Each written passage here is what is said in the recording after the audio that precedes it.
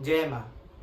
तो आज हम लोग आ गए हैं अपनी जन्माष्टमी की श्रृंखला की कहानियों में गरुड़ वाहन को लेके कि भगवान श्री विष्णु के वाहन गरुड़ ही क्यों रहे और गरुड़ को ही उन्होंने अपने वाहन के रूप में क्यों चुना। इसके पीछे की कहानी है कि महर्षि कश्यप की 4 पत्नी थी। दीति जिनसे सभी राक्षस उत्पन्न हुए, अदिति जिनसे सभी देवता, कद्रु जिनसे सब नाग और वनिता जिनसे अरुण और गरुड़ की उत्पत्ति हुई।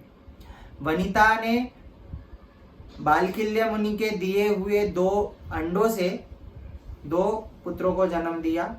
एक अविकसित अवस्था में जन्म हुआ जिसका नाम था अरुण और एक विकसित होकर जन्म हुआ जिसका नाम हुआ गरुड़। गरुड़ जब जन्म लेने के बाद भूख से तड़प गए।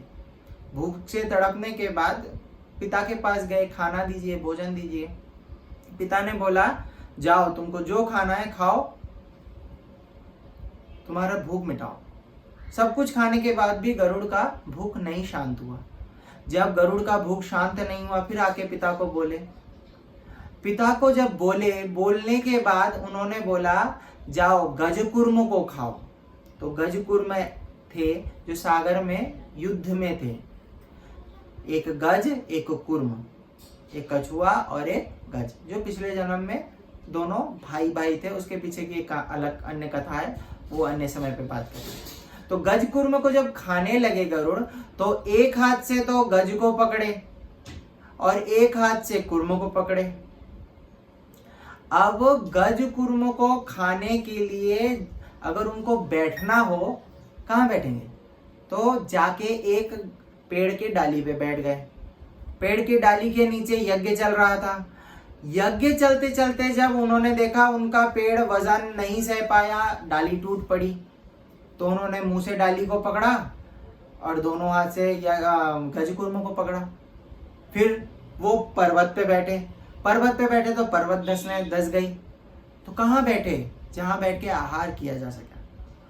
तो अपने पिता के पास आए। पिता ने बोला ऐसे ग्राम में जाओ जहां पर गदाधर नाम का एक बालक मिलेगा, उसके पास जाके तुम उसके बाहू में बैठ के तुम भोजन करो। ये भोजन कैसे कर सकते हो पूछो उसको जाके। तो उसने जाके एक छोटे बालक को जाके पूछा जिसका नाम था गदाधर। उसने पूछा ए बालक, मेरे को मेरे पिता ने बोला है, बताओ मैं कहाँ बैठ के खाऊं जिससे मैं ये गज और कुर्मों को खा के अपना भूख मिटा सकता हूँ।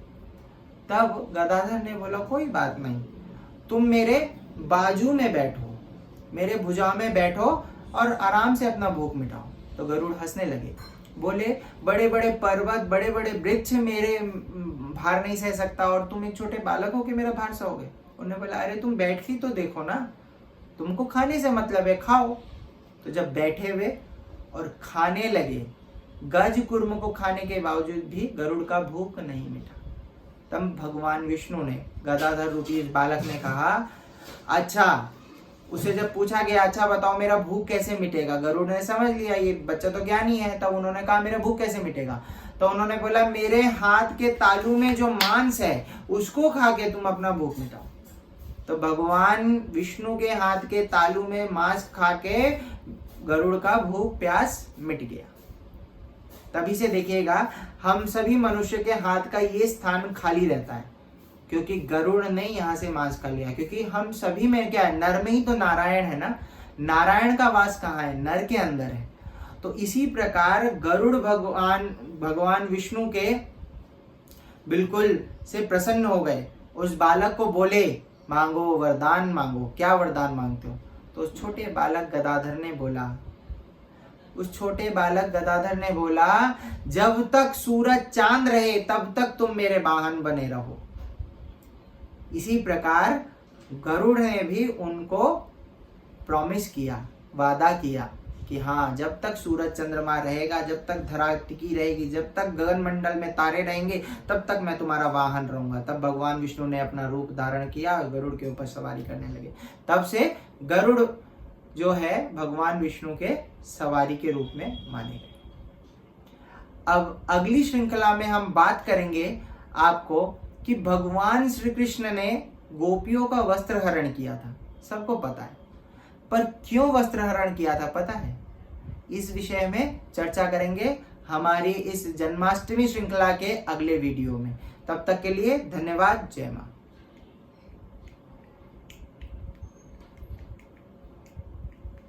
हाथ से कर दो।